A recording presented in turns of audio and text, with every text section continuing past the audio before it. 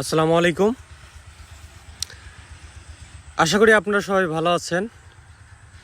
এই যে হাত মোজাগুলো পরতেছি আমি, হাত মোজাগুলো পরার মূল কারণ হচ্ছে যে আমি ঘাস কাটবো। এখন ঘাস কাটার সময় হাত মোজা না পরে যদি আমরা ঘাস কাটি, সেক্ষেত্রে দেখা যায় কি, এই যে ঘাসগুলোর পাতাতে একটা ধার থাকে, ওই ধারের কারণে হাতের বিভিন্ন জায়গার চামড়াগুলো কেটে যায়।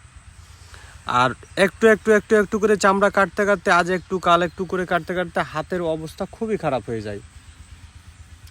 যার জন্য আমরা হাত মোজা ব্যবহার করি, কেননা হাত মোজার দামও বেশি না, আর হাত মোজা একটা সেফটি।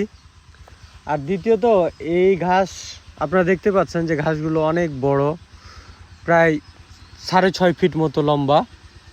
তো 6.5 ফিট লম্বা এবং নিচের অংশগুলো দেখেন জঙ্গল হয়ে আছে। তো এই জঙ্গলের ভিতরে যখন ঘাস কাটবেন আপনি, তখন অবশ্যই আপনাকে সতর্কতা অবলম্বন করেই কাটতে হবে, কেননা আপনারা জানেন যে জঙ্গলে বিষাক্ত পোকামাকড় থাকে।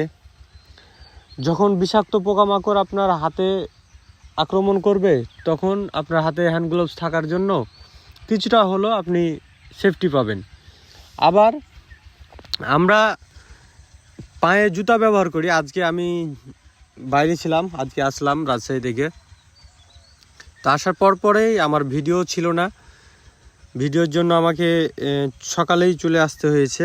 আর ভিডিও করতে হলো কারণ আমরা নিয়মিত সকালেই ঘাস কাটি, দিনে একবার ঘাস কাটি, বিকেলে এবং রাত্রে 2 টাইম খাওয়াই গরুকে।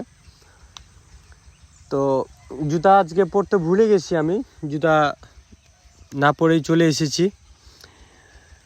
আপনারা এই যে ঘাসগুলো দেখতে পাচ্ছেন, আপনারা যারা খামার করেছেন অথবা খামার করতে চাচ্ছেন, তাদের উদ্দেশ্যে আমার একটি কথা মাত্র, সেটা হচ্ছে খামারে গরু তোলার আগে অবশ্যই আপনাকে গরুর ঘাস তৈরি করতে হবে।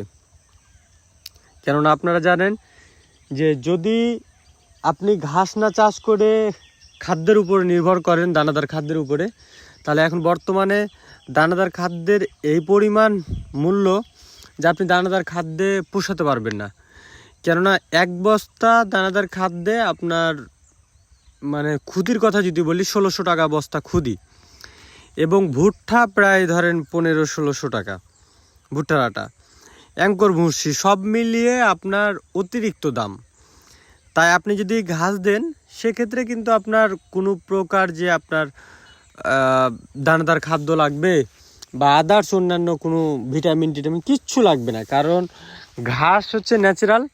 এই ঘাসে আপনার যেমন চর্বি ধরবে না গরুর অতিরিক্ত, ঠিক তেমনি আপনার গরু সুস্থ থাকবে। আপনি কেমিক্যালে যাবেন, কেমিক্যালে গরু অসুস্থ হওয়ার গরুর ঝুঁকি থাকে, কিন্তু ঘাসে কোনো প্রকার বিন্দু পরিমাণ ঝুঁকি নেই। জাস্ট আপনাকে ঘাস নিয়ে যাইতে হবে সকালে কেটে ঘাসটাকে পরিষ্কার করে খাওয়াতে হবে। তবে এই এলোপ্যাথারি মানে এই লাগানো ঘাস বাদে আপনারা আইলে অনেক রকম বিভিন্ন রকম ঘাস কেটে খাওয়ান, সেই ঘাসগুলো থেকে বিরত থাকুন।